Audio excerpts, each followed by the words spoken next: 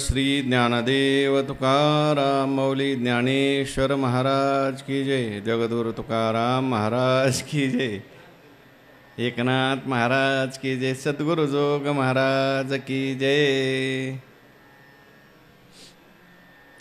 एरवी तरी नरकीचे दुःख, पाहुनी स्वर्गा नाव की सुख, वाचुनी नित्यानंदगा निर्दोष, ते स्वरूप माझे। नमामि सद्गुरुं शांतं सच्चिदानंद विग्रहं पूर्ण ब्रह्मपरानंद मीशम आळंदी वल्लभम। भगवंताच्या कृपेने, सर्व संतांच्या आशीर्वादाने, पुण्यसलीला इंद्रायणी मातेच्या पावनतीरावर संजीवन समाधीस्थ ज्ञानेश्वर महाराजांच्या या पवित्र अशा अलंकापूर नगरीमध्ये वारकरी शिक्षण संस्थाने आळंदी देवस्थान यांच्या माध्यमातून सुरू असलेली नित्याची आपली ही ज्ञानेश्वरी प्रवचन सेवा, सेवेकरता उपस्थित सर्व भाविक भक्त श्रोते सज्जन माता भगिनी सर्वांच्या चरणी वंदन करून 9व्या अध्यायाचा आपला विचार सुरू आहे।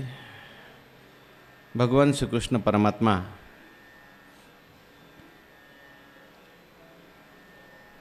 आपल्याला सोडून आपलं भजन करून स्वर्गाची कामना मनात धरणारे जे लोक आहेत त्यांचं वर्णन करतायत।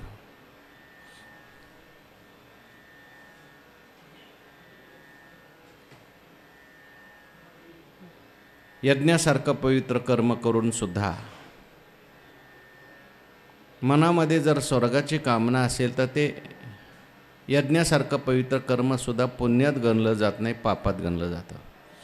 आपण चिंतन करून आलो, मनामध्ये हेतू काय आहे त्याच्यावरून परमार्थाची श्रेष्ठता आणि कनिष्ठता ठरत असते। क्रिया लौकिक असेल पण हेतू जर चांगला असेल तर तो परमार्थ ठरतो। क्रिया पारमार्थिक असेल, हेतू जर चुकीचा असेल तर तो संसार ठरतो। म्हणून मनात हेतू काय आहे, प्रवृत्ती निमित्त काय, कशाकरता आपण आलो आळंदीला, कशाकरता आपण भजन करतोय, कशाकरता आपण कीर्तन करतोय, त्याच्यावर त्याचं फल अवलंबून आहे। बाह्य दृष्टीने कदाचित दिसेल एखादी व्यक्ती पूर्ण परमार्थ करते, हेतू जर चांगला नसेल तर तो परमार्थ ठरत नाही। हेतू जर संसार असेल, संसारातल्या गोष्टी मिळवणं असेल, आणि एखादी व्यक्ती साध्या क्रिया करत असेल, लौकिकातल्या क्रिया करत असेल, पण त्याचा हेतू सगळ्या समाजाची सेवा करण्याचा असेल, देवाची सेवा करण्याचा असेल, तर त्याने केलेलं साधारण गोष्टसुद्धा भक्तीत जमा होते। सज्जन कसाई जे होते मांस विकत होते। मांस विकण्याची क्रिया लौकिक दृष्टीने वाईट आहे, पण भगवान त्या सज्जन कसायाला मांस विकू लागत होते। सज्जन कसाया विकू लागे मांस, माळ्या सावत्यास करपू लागे। आणि एखादी व्यक्ती भजन करत असेल, पूजन करत असेल, पण जयाची भजने भोगासाठी, यार बहुत जोडती कीर्ती, जयाची भोजने भोगासाठी जे आशा तिमिरे दृष्टी मंद झाले। त्यांचं जे भजन आहे ते किंबहुना तयाचे भजन ते संसाराचीच साधन, फळ भोगत स्वप्न नावभरी दिसे, संसाराकरताच भक्ती आहे। न बोलता, न बोलणं ही सगळ्यात मोठी भक्ती आहे। म्हणून आपण कुठं आहे त्याला महत्त्व नाही। आपण मंदिरात आहे रात्रभर दिवसभर, मनात दुसरा असेल तर आपण मंदिरात असून पुण्य नाही होणार। आपण घरी आहे पण मनात जर देव असेल तर तिथून पुण्य होईल। वास्तविक पाहता हे यज्ञ करतात, वेदाचा अध्ययन झालेला आहे। ऐसे दीक्षित जे सोमप म्हटलं, जे आपणच यज्ञाचे स्वरूप, तीही तया पुण्याचे नावे पाप। अहो एवढे मोठे असताना, यज्ञ स्वरूप झालेले असताना त्यांनी पुण्य केलं, पण ते म्हणे पापच जोडलं। कसं काय? ज्ञानोबाराय म्हणतात, भगवान म्हणतात, एरवी तरी नरकीचे दुःख पाहूनी स्वर्गा नावकी सुख। नरकातलं दुःख पाहून स्वर्गाला सुख म्हणायचं। वाचुनी नित्यानंदगा निर्दोष स्वरूप माझे। तसं पाहायला गेलं तर नित्यानंद जो आहे तो निर्दोष आहे, ते माझं स्वरूप आहे. नित्यानंदाच्या दृष्टीने स्वर्ग सुखाला सुख मानता येणार नाही. मग स्वर्गाला सुख का म्हटलंय? महासुखाचं भावंड म्हटलं त्याला. स्वर्गाला सुख अनेक ठिकाणी म्हटलेलं आहे. जे विटेना सरे पुढती महासुखाचे सोयरे भावंडची, असं म्हटलं ना. जे विटेना सरे भोगी तयाचे नि पवाडे पुरे. हां, मग असं म्हणत असताना त्याला म्हटलंय तिथे स्वर्गाला सुख. पण ज्ञानोबराय म्हणतात किंवा भगवान परमात्मा म्हणतात, एरवी तरी नरकीचे दुःख पाहून स्वर्गा नामकी सुख. नरकातलं दुःख पाहून स्वर्गाला सुख म्हटलंय. तुलना जर केली तर याच्या मानाने नरकातल्या दुःखाच्या मानाने ते चांगलं आहे. सापेक्षेने बरेच वेळेला एखाद्या गोष्टीला आपण सुख म्हणतो. पायी चालणार आहे त्याच्यापेक्षा सायकलवर चालणारा सुखी मानला जातो. सायकलवर आहे त्याच्यापेक्षा मोटरसायकलवाला जास्त सुखी दिसतो. मोटरसायकलवाल्यापेक्षा अरे मोटरसायकल म्हणजे टू व्हीलर, 4 चाकीतला जास्त सुखी दिसतो. 4 चाकीपेक्षा विमानात प्रवास करत असेल तर याच्या सापेक्षेने ते सुखी दिसतात. पण खरे सुखी ते आहेत का? ज्याला अन्नच मिळत नाही त्यापेक्षा आपण बरे, आपल्याला अन्न तरी मिळतंय, आपण सुखी आहे. पण सापेक्ष सुखी आपल्यापेक्षा सुद्धा ते सुखी जे मोठ्या मोठ्या बंगल्यात राहतात, गाड्यात राहतात. पण ते सापेक्षच सुख आहे. खरं सुख त्यांना सुद्धा येतं. उर्वशीय इंद्र सुखी जैसा का स्वर्गलोकी, तैसाची कृमी ही नरकी लोळतुस लागे. उर्वशीच्या सहवासात जसा इंद्र सुखी असतो स्वर्गामध्ये, तसाच कृमी असतो त्याच्या पत्नीबरोबर, तो सुद्धा लोळत असतो नरकामध्ये, पुवामध्ये, गटरामध्ये. आपल्याला श्रीखंड खाताना जसा आनंद वाटतो तसा डुकराला विष्ठा खाताना वाटतो. डुकराशी विष्ठा माने सावकाश, तुकाराम महाराज म्हणतात. फरक काय? सापेक्षतेने सुख म्हटलंय फक्त. सुखदुःखाच्या कल्पना ज्या आहेत त्या सगळ्या सापेक्ष आहेत. मला ज्याच्यात अनुकूल वाटतं त्याच्यात मी सुख मानतो. म्हणून एरवी तरी नरकीचे दुःख पाहुनी स्वर्गा नावकी सुख. नरकातलं दुःख आहे ना, नरक म्हटल्यानंतर त्याच्यामध्ये दुःख आहे. नाही त्या यमाशी करुणा, बाहेर काढता कोडी प्राणा, ओढाळ सापडे जैशय धान्य, चोर यातना दरीच. दुःख आहे. देखोनी अंगे कापती, ते नदी माझी चालविती, लागे ठावना चलवे बुडविती, वरी मारती यमदंड. सुख आहे का? दुःख आहे. यमयातना आहेत. आणि त्या यमयातना पाहून, ते नरकातलं दुःख पाहून आम्ही स्वर्गाला सुख म्हणतो. एरवी तरी नरकीचे दुःख पाहून स्वर्गा नामकी सुख. त्यापेक्षा स्वर्गामध्ये सुख आहे. तिथे यातना तर नाहीत कमीत कमी. त्या ठिकाणी विषय भोग आहेत सगळे. अमरा निर्जरा देवा म्हणतात. तिथं रोग नाही. सगळे विषय त्या ठिकाणी उपलब्ध आहेत. कोणते कोणते विषय ज्ञानोबराय सांगणार आहेत पुढं. पण तरीसुद्धा स्वर्गसुख जे आहे त्याला आम्ही सुख म्हणत नाही. ज्ञानी माणसाच्या दृष्टीने ते सुख नाही. विषयाचं सुख आहे ते. वाचून नित्यानंद गा निर्दोषते स्वरूप माझे. नित्यानंदाच्या सुखापुढे ते काय स्वर्गातलं सुख चांगलं त्या ठिकाणी मानलं जाईल का? नरकाच्या दुःखापेक्षा सापेक्ष ते सुख म्हणा, पण ब्रह्मानंदापुढे, नित्यानंदापुढे आनंद तो कोण? विषय सुखबाई बापुढे ते क्षीण. पाठ पाहिजे तो तर तिकडे बघून उपयोग आहे. म्हणजे मला आठवलं, येथे नसरेचे वैकुंठ सदन, शेषशायी त्रिकूट भुवन. नेघो मनोनिया त्यागी ती परोते, घेऊ संग सुख हरीच्या संगाते. गाऊ वानू रूप पाहुने नृते, हसू खेळू ठाई जेऊ सांगाते.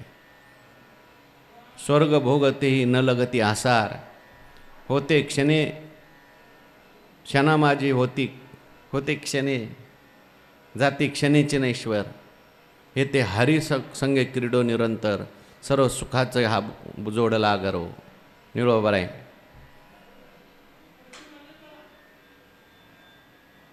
आहे का निळोबरायची गाथा? तेवढं तरी करा, नाही आठवलं तर. सगळंच नेगो समाधीचे सुख तुच्छ वाटे म्हटले. सगळी सुख जी आहेत ती बाजूला केली गोपिकांनी. सुरुवात काय? हां, नित्यानंदा पुढे आनंद तो कोण. वाचोनी नित्यानंद निर्दोष. नित्यानंद कसा आहे? हां, नित्यानंद कसा आहे? हा ओवीत चालला, ओवीतलं सांगा उत्तर, बाकी नका बघू काय. निर्दोष आणि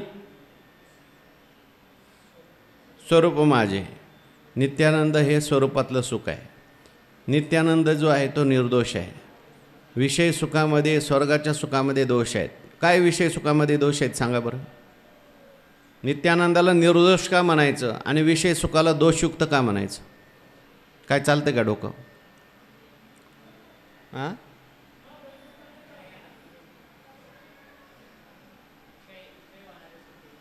बरं. क्षय होणारं कोणतं? विषय सुख. विषय सुख क्षय होणार आहे. क्षय होणार आहे म्हणजे संपणार आहे. कसं काय संपतं? तेवढ्या पुरतंच आहे. अरे गीतेमध्ये सांगा ना, गीतेनुसार सांगा, ज्ञानेश्वरीनुसार सांगा. विषय सुखातले काही दोष ज्ञानेश्वरीत सांगितलं का? विषय भोगी जे सुख, ते साध्यांचीच जाणं दुःख. दोष काय सांगितले?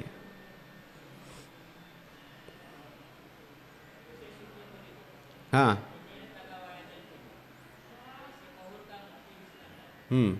दोष काय?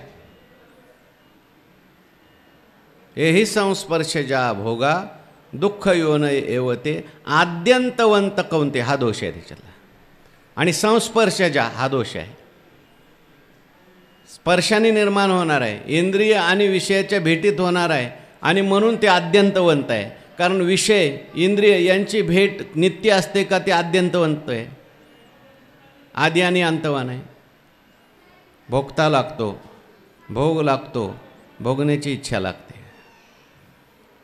भोगता तरी संपेल, भोग तरी संपेल, नाहीतर भोगण्याची इच्छा तरी संपेल. हा दोष आहे. विषय सुखामध्ये अनेक दोष आहेत. हा मी एक सांगितला आहे फक्त. ज्ञानेश्वरीत तुम्हाला सांगितलेले 10 दोष काढून दाखवतो.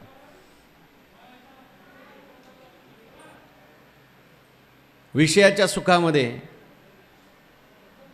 आपण नेहमी सांगत असतो उदाहरण, ते बिरबलचं आणि बादशाहची गोष्ट सांगत. कुत्रा झोपलेला होता आणि बिरबलला बादशाहाने सांगितलं, कुत्र्याची जीभ एवढी लांब असताना कुत्रा बोलत कसं काय नाही? म्हटलं मुका प्राणी नाही बोलत. म्हटलं किती पैसे गेले तरी चालेल, कुत्रं बोललं पाहिजे. अहो नाही बोललं पाहिजे. म्हटलं द्या 20 लाख रुपये आणि 20 वर्षाचा वेळ द्या. 20 लाख रुपये घेतले, 20 वर्षाचा वेळ घेतला आणि बिरबलने आपले सत्कर्म सुरू केले.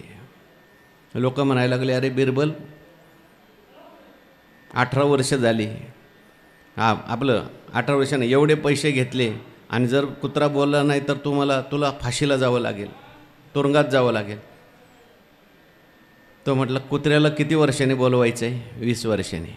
ह्या कुत्र्याचं वय आता 10 वर्ष झालेलं आहे. ज्या कुत्र्याला बोलवायचं आहे त्या कुत्र्याचं वय किती असतं? आयुष्य 20 वर्षाचं. म्हणजे 10 वर्षांनी कुत्रं मरेल म्हणे. ज्या राजासमोर कुत्र्याला बोलवायचं आहे तो राजा 80 वर्षाचा आहे. अजून 20 वर्षाने एक तर कुत्रं मरेल, नाही तर राजा मरेल, नाही तर माझं तरी काय करायचं म्हटलं. भोगता संपतो, भोग संपतो, भोगाची इच्छा संपते. विषयाचे समसुख बेगडाची बाहुली जाते, आबराची सावली जाईल राया. विषय सुख येईपर्यंत तर विषय त्या ठिकाणी नष्ट होऊन जातो. 5 दोष सांगितले योगसूत्रकारांनी. परिणाम दुःख, ताप दुःख, संस्कार दुःख, गुणवृत्ती विरोधाचं दुःख. परिणाम काय होतो? विषयाची चरवणी केली आयुष्याची गाळणी. सगळी इंद्रिय जीर्ण शीर्ण होऊन जातात विषय सुखामुळे. क्षमता नाहीशी होऊन जाते. ताप दुःख, विषय सुख मिळवताना ताप आहे, रक्षण करताना ताप आहे, गेल्यानंतर ताप आहे. संस्कार राहतात विषय संपले तरी. म्हातारा झालेला असतो मनुष्य, पण त्याचे विषय त्याला आठवतात, परत दुःख देतात. संस्काराचं दुःख निर्माण होतं. परिणिली कांता माहेरी जाये, चित्ती गाले दुरी न होय. अनादि संसार मालेच्या ठाई, नित्य विषय भोगले पाहिजे. ठसावली चित्ताच्या ठाई, वारंवार पाहिजे. दुःख देतात. त्याला खाता येत नाही, पण दुसरा गुलाबजामुन खातो, त्याला आपलं आठवतं, दुःख वाटतं. गुणवृत्ती विरोधाचं दुःख निर्माण होतं. सत्वगुण निर्माण होतो, तो रजोगुणाला दाबतो. रजोगुण निर्माण होतो, सत्वगुणाला दाबतो. विषयाच्या सुखामध्ये विषय सुख हे दुःख मिश्रित आहे. पूर्ण सुख नाही तिथे. परावलंबी आहे. विषय सुख कसं आहे? पारतंत्र्य आहे, अनित्य आहे, दुःख मिश्रित आहे. लौकिक विषय जे आहेत, कोणतंही सुख मिळवताना एकदम पूर्ण सुख मिळतं का? थोडं दुःख येतं त्याच्यात. मुलगा झाला, सुख झालं. पुढं आजारी पडला, मेला, आलं दुःख. जगला पण शिकलाच नाही, आलं दुःख. शिकला, लग्नात जमाना, आलं दुःख. लग्न झालं पण मुलगाच होईना, आलं दुःख. दुःख मिश्रित आहे. त्यानंतर अनित्य आहे, कधी संपेल काय सांगता येत नाही. त्यानंतर पारतंत्र्य आहे, विषय असेलच ते सुख भोगता येतं. हे लौकिक सुखाच्या बाबतीत. स्वर्गातलं सुख तरी काय? क्षय आणि अतिशय दोष तिथे आहेत. ते नष्ट होत, कमी कमी होत जातं. पुण्य तुमका म्हणे जाती पुण्यक्षय अधोगती. आणि अतिशय म्हणजे आपल्यापेक्षा दुसऱ्याचं सुख पाहिलं की दुःख होतं. म्हणून इंद्रदेवाला सुद्धा दुःख होतं. नाही तर इंद्रदेव अहिल्याच्या आश्रमात आलेच नसते खाली. उर्वशी होती ना तिथे, तरीसुद्धा अहिल्याला पाहिलं. अहिल्याने माझ्यावरच लग्न केलं पाहिजे अशी इच्छा निर्माण झाली. नाही झालं, गौतमाबरोबर अहिल्याचं लग्न झालं, तर इंद्रदेवाने गौतम ऋषीचा वेश धारण केला आणि गौतम ऋषीच्या आश्रमात आले. आपल्याला माहिती आहे कथा. म्हणून वाचोनी नित्यानंद गा निर्दोष ते स्वरूप माझे. पण नित्यानंद जो आहे तो कसा आहे? निर्दोष आहे. नित्यानंदात दोष आहे का कोणता? पारतंत्र्य आहे का? नित्यानंदात पारतंत्र्य का नाही? नित्यानंदाचा आनंद घेताना आपल्याला विषय पाहिजे असतो का? वृत्ती बाहेर जावी लागते का? आपल्यापासून भिन्न आहे का? आपलं स्वरूपच आहे. निजानंद हे परब्रह्म. निजानंद हे पै ब्रह्म. ऐसे जाणती योगी वर्म. नित्यानंद आपल्या जवळच आहे. नित्यानंद हे आपलं स्वरूप आहे. नित्यानंद प्राप्तीकरता कष्ट काय? सुखे मी निजलो गा शून्य सारुणी तेथे त्रिकुट शिखरी गा दान मिळे आयते. आयतं दान आहे. तिथे इंद्रिय विषयाकार व्हावी लागत नाहीत. अंतर्मुख व्हावं लागतं फक्त. म्हणून नित्यानंद निर्दोष आहे, पारतंत्र्य नाही. अनित्य आहे का? नित्यानंद त्याचं नावच आहे नित्य आनंद. तो आनंद कधीही नष्ट होत नाही. जीव जरी नष्ट झाला तरी आनंद आहेच.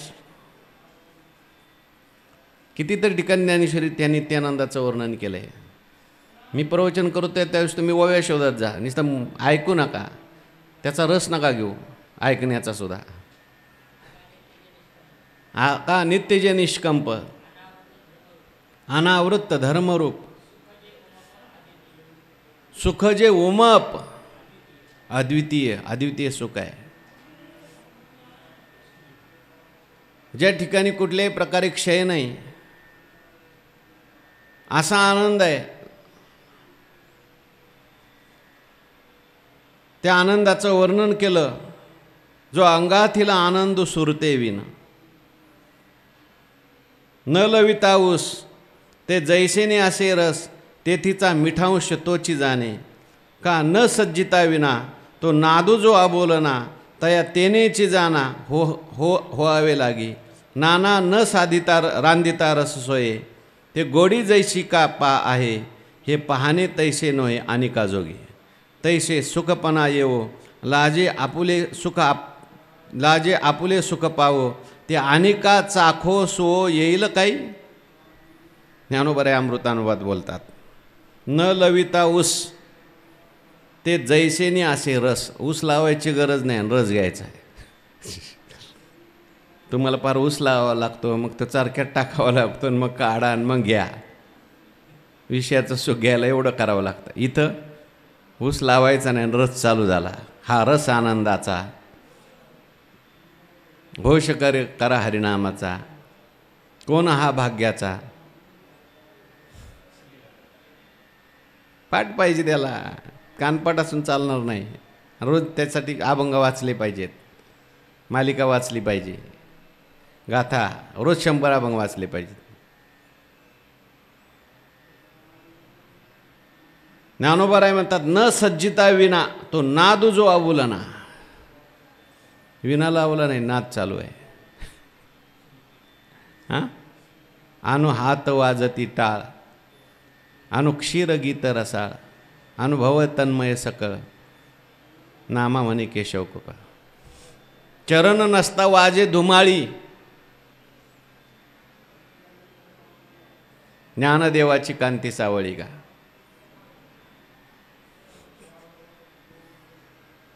चरण नाही, धुमाळी वाजायला लागली. गावात बाहेर इंडियाळी देव देऊची केली चिपळी. आत आणि बाहेर आणि आळीत चिपळी कशाची केली. एक आहे देव आणि एक आहे देवी. चिपळी वाजायला लागली. देवदेवीची केली चिपळी, प्रकृती पुरुषाची चिपळी केली, एक करून टाकले. चरण नसता वाजे धुमाळी. चरण नाही, कोणी म्हणत नाही, काय नाही, पण धुमाळी चालू झाली आतमध्ये. नित्यानंद. नित्यानंदाला कशाची गरज नाही. वाचायची गरज आहे का, ऐकायची गरज आहे का. नाही, ते आम्हाला ऐकल्याशिवाय आनंदच मिळत नाही. तुमचं प्रवचन ऐकलं की आम्हाला लय आनंद होतो. सुरुवातीला ठीक आहे, पण तो झालेला आनंद आहे, तो विषयाचं सुख चाललं आहे समजायचं. तिथं जाण्याकरता हा मार्ग आहे, पण गेल्यानंतर ह्या कशाचीच गरज नाही. वाचून नित्यानंद गा. निर्दोष आहे ते. नित्यानंद आहे. तैसे सुस्वर आतोने निगुणे ते सुखी सुखीतेने हे सुखमात्रीची मा कोणी अनुभवावी. अनुभवात कोणी अनुभवायचं आहे त्याला नित्यानंद का म्हणतात. आनंद वेगळा आणि सुख वेगळं बरं का. सुख हा दुःखाच्या सापेक्ष शब्द आहे. सुख ही वृत्ती आहे. सुख ही सापेक्ष कल्पना आहे. मला ज्याच्यात सुख वाटेल त्याच्यात तुम्हाला वाटणार नाही, तुम्हाला वाटेल त्याच्यात त्यांना वाटणार नाही.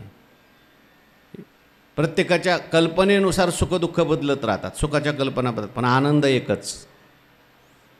आनंद ही मनाचा तिथे काही संबंध नाही. मन जिथे मन मोरे, तुका म्हणे मन मोरे हां मग उरे ते तू. आनंद कधी होईल. देहाचा विसर केला आनंदे संचार. हां आनंद शब्द आलेले बाबा सांगतो तुम्हाला ज्ञानेश्वरीतल्या कितीतरी. हां तिथं कायमच आहे. सांगा चला तुमच्या नावाची ओवी. बुजेजे बोध बोधे आनंद घेपे आनंदे सुखावरी नुसते सुखची बीज भोगीजे. सुखाचे व्यवहारी सुखलाभ झाला आनंद कोंदला. आनंद ही मनाची निस्तरंग अवस्था आहे. आनंद हा विकार नाही, सुख हा विकार आहे. सुख होण्याकरता इंद्रिय विषयाची भेट लागते, मनातल्या मनात का होईना. आनंद करता काही लागत नाही. आनंद आहे आपलं स्वरूप आहे, जीवाचं स्वरूप आहे. म्हणून आनंद नित्यानंद गा निर्दोष ते स्वरूप माझे ते देवाचं स्वरूप आहे, परमात्म्याचं स्वरूप आहे. मग परमात्म्याचं हे स्वरूप असताना सुद्धा, मी आनंदरूप असताना सुद्धा मला सोडतात आणि कुठं जातात? स्वर्ग सुखाची इच्छा करतात, पारतंत्र्यातल्या सुखाची इच्छा करतात, लौकिक सुखाची इच्छा करतात.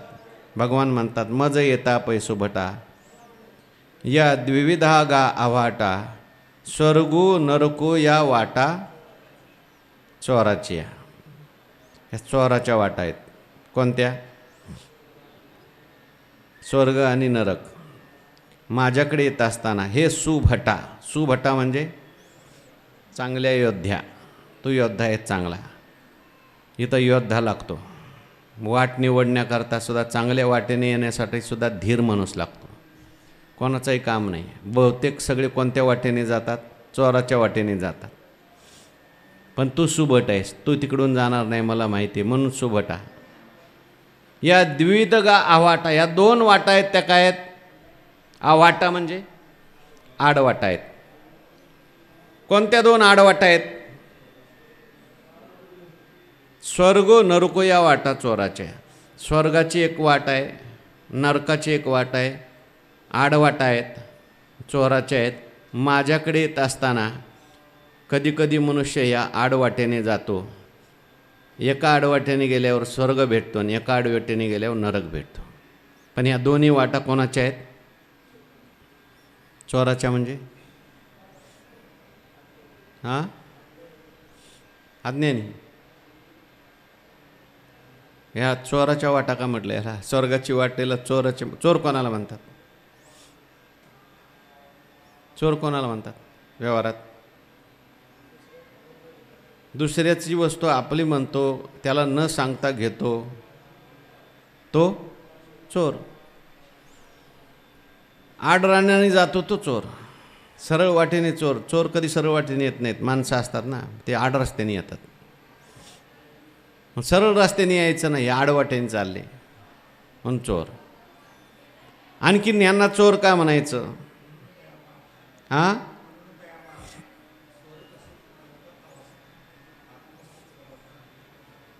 चोर का म्हणायचं? यांना चोर का म्हटलं? स्वर्गाला जाणाऱ्याला चोर ठीक आहे, नरकाला जाणाऱ्याला चोर म्हटलं, आणि नरकाला जाणाऱ्याला चोर का म्हणायचं? स्वर्गाला जाणाऱ्याला चोर काय? काय त्यांनी चोरले? चोर कोणाला म्हणतात? गीतेत चोर कोणाला म्हटले? म्हटले का कधी गीतेत कोणाला चोर? तैर्दत्तान अप्रदायेभ्यो यो भुंक्ते स्तेने वसा. स्तेन म्हणजे चोर. देवाला न देता जो स्वतः खातो त्याला चोर म्हटलंय. एक आणखीन कुठं चोर म्हटलंय सांगा?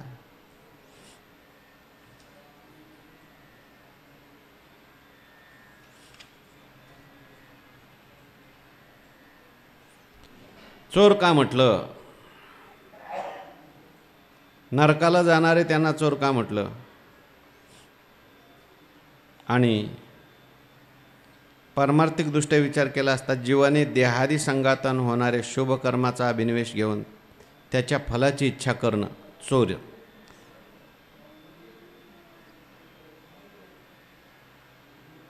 दुसऱ्याचं आपलं म्हणतो तो चोर. वास्तविक पाहता हा देह कोणाचा? प्रकृतीचा. देह संबंधी सगळं प्रकृतीचं, त्याला सगळ्याला मी म्हणतो चोर. फलाची इच्छा करतो चोर. देहाला मी म्हणतो. देह तुमचा आहे का? देह हे काळाचे, धन कुबेराचे, तेथे मनुष्याचे काय आहे? पण देहाला मी म्हणतो, माझं आहे म्हणतो. हे धन माझं आहे. ही सगळी ईश्वराची सृष्टी आहे. त्या ईश्वराच्या सृष्टीत आपण माझं माझं करतो, हे चोरी आहे.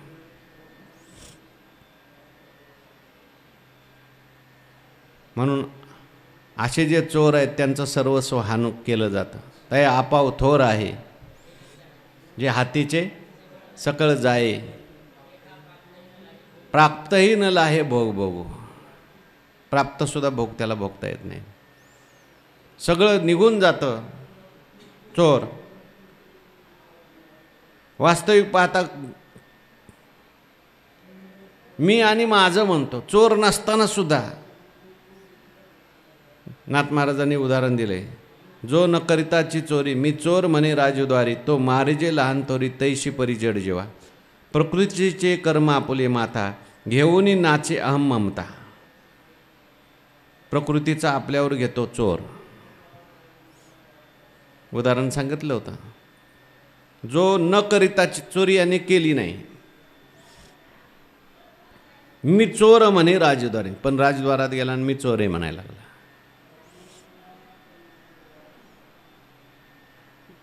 मग मारिजे लहान तोरी तैसे परी जड जेवा.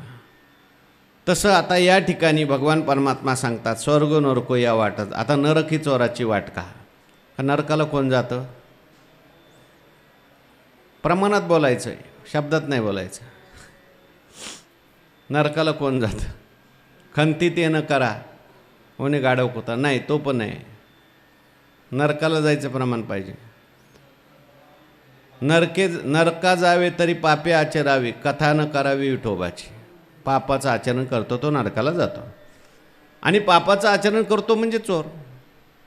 ज्याच्याकरता हा देह दिला ते न करता दुसरंच करतो. देहाला मी म्हणतो, माझं म्हणतो. काय कुंभक पाक लागे तयाशी भोगणे, अवघेची ज्ञेने देव आयसा. सगळीकडे देव आहे असं ज्याला कळत नाही त्याला कुंभपाक नरकात जावं लागतं. नरकाची पैजाना यमाचा पावना पर हरेविन जन्म म्हणून नरकात जावं लागतं त्याला. म्हणून चोराची वाट. चोराची वाट म्हणजे आडवाट. ज्याच्याकरता देह दिला ते न करता दुसरंच करत बसला. हां हां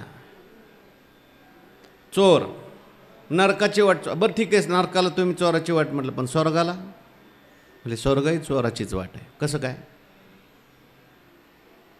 उदाहरण सांगतो.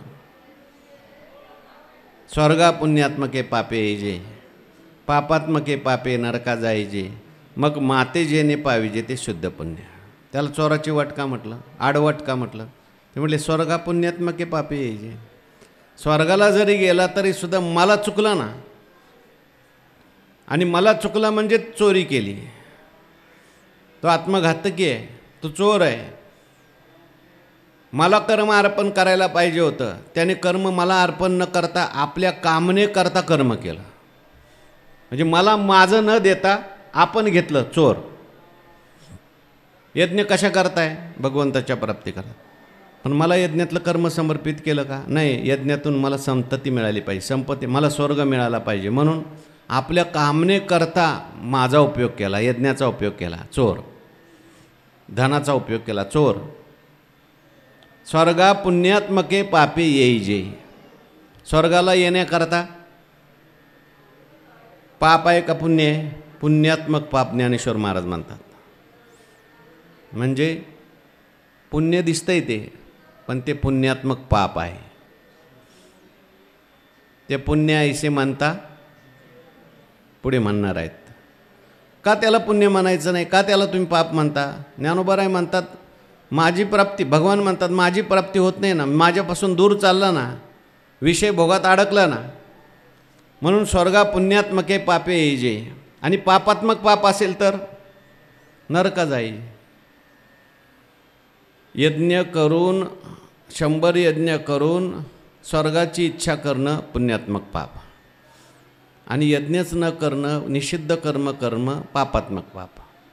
निषिद्ध कर्म केली, अंगामनाशी रुचावे, येतुले निकृत्या कृत नाठवे, जे काय करण्याचे नावे, पाप त्याचे नाव न विचारित भलतेचे उन्मत्त करी सदा. तरी किरटी जे ज्ञान हिंडे विधीचे वस्त्रहीन. पाप. असे पापी लोक आहेत, त्यांना कुठं जावं लागतं? नरकाला. नरकाला. आणि मग तिथे यमाच्या दंड बसतात. पण ज्यांनी पुण्य केलं, यज्ञाचं आचरण केलं, सत्कर्म केलं, पण इच्छा ठेवली, कामना ठेवली, त्यांना स्वर्ग प्राप्त झाला. ज्ञानोबराय म्हणतात ते पुण्यात्मक पाप आहे. पण पुण्य कोणतं तुमच्या भाषेमध्ये? खरं पुण्य कोणतं? शुद्ध पुण्य कोणतं? जयामध्ये नारायण, शुद्ध पुण्य ते एक. माते जेने भाविजे, देवाची प्राप्ती होत असेल ते शुद्ध पुण्य. देवाची प्राप्ती होत नसेल तर ते शुद्ध पुण्य नाही. का? आणि मजची माझी असता, जेने मी दुरावे पंडुसुता. ते पुण्य ऐसे म्हणतात, जीवन तुटे काही. मजची माझी असता, माझ्यामध्येच आहे.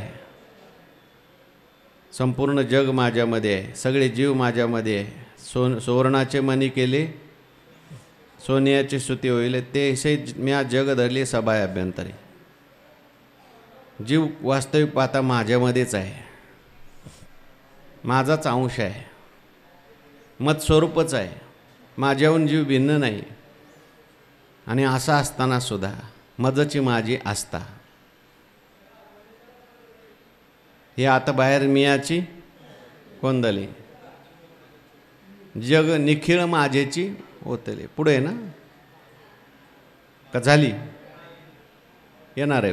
हां, मागे मजची माझी आस्था, जेने मी दुरावे पंडुसता. ज्यामुळे, ज्या कर्मामुळे मीच दूर होतो. स्वर्गात जाण्याकरता यज्ञ केला, सत्कर्म केलं. यज्ञ सत्कर्म आहे, वेदात सांगितलेलं कर्म आहे. पण यज्ञ करून सुद्धा माझी प्राप्ती झाली नाही, मी दूर गेलो. आणि तुम्ही म्हणता त्याला पुण्य. ते पुण्य ऐसे म्हणता. जीभ कशी काय तुटत नाही तुमची? जीभ न तुटे काही? कारण पुण्य पुण्य कशाला म्हणायचं? अहो, पुण्य म्हणल्यानंतर माझी भेट झाली पाहिजे ना. पुण्य माझी भेट करून देतं, माझी प्राप्ती करून देतं. पुण्याची व्याख्याच ती आहे. पुण्याने देव जोडला जातो. तिळे तिळे पुण्य साचा पडे, तरी बहुता जन्मी जोडे. नाम तुझे वाचिशी आतोडे, समागम घडे संताचा. पुण्य, पुण्याने देवाची भेट होते. अशी किती प्रमाणं सांगू तुम्हाला. बहुत सुकृताची जोडी. जन्मोजन्मी आम्ही, म्हणून विठ्ठल कृपा केली. आणि इथे तर माझ्यापासून हे दूर झाले यज्ञ केल्यावर. मग त्याला पुण्य म्हणणार का पाप म्हणणार? पुण्य ऐसे म्हणतात, जीभ न तुटे काय? तुमची जीभ कशी तुटत नाही? परी हे असो आता प्रस्तुत. ऐके या परी जे दीक्षित, यजुनी माते याचित भोग स्वर्गभोग. पण हे असू दे आता प्रस्तुत. मूळ विषय काय चालला आहे? ऐके या परिजे दीक्षित. अशाप्रमाणे दीक्षित, यज्ञाची दीक्षा घेतलेले, यज्ञ करणारे, यजुनी माते, माझं यजन करतात, यज्ञ करतात. आणि याचित स्वर्गभोग. मात्र याचना कशाची करतात? स्वर्गभोगाची. माझी पूजा करून सुद्धा माझी प्राप्ती न करून घेता, माझी इच्छा न करता स्वर्गभोगाची इच्छा करतात. आणि त्याच्यामुळे काय होतं? मग मी न पविजे ऐसे, जे पापरूप पुण्य असे तेने लाधलेनी सौरसे स्वर्गा येते. मग मी न पविजे ऐसे, मी प्राप्त होत नाही. ज्याने मी प्राप्त होत नाही, जिथे गेल्यावर मी प्राप्त होत नाही, ते पापरूप पुण्य असे. ते पुण्य नाही, पापरूप पुण्य आहे. कारण माझी प्राप्ती होत नाही म्हणून. आणि त्या पुण्याच्या, पापरूप पुण्याच्या जोरावर त्याने लाधलेने, ते लादलं जातं त्यांच्यावर. जावंच लागतं. मग पुण्य केल्यानंतर स्वर्गाला जावं लागतं, तिकडे जावंच लागतं. आणि मग स्वर्गाला गेल्यानंतर लादलीने सौरसे, त्या सामर्थ्याने, बळाने स्वर्गाला येतात. मग त्या स्वर्गामध्ये काय काय असतं ते ज्ञानोबाराय सांगतात उद्याच्या प्रवचन. पुंडलिक वरदा हरी विठ्ठल श्री ज्ञानदेव तुकाराम. विठ्ठल विठ्ठल विठ्ठल विठ्ठल. पुंडलिक वरदा हरी विठ्ठल श्री ज्ञानदेव तुकाराम. माऊली ज्ञानेश्वर महाराज की, जगद्गुरु तुकाराम सद्गुरु जोग महाराज की जय.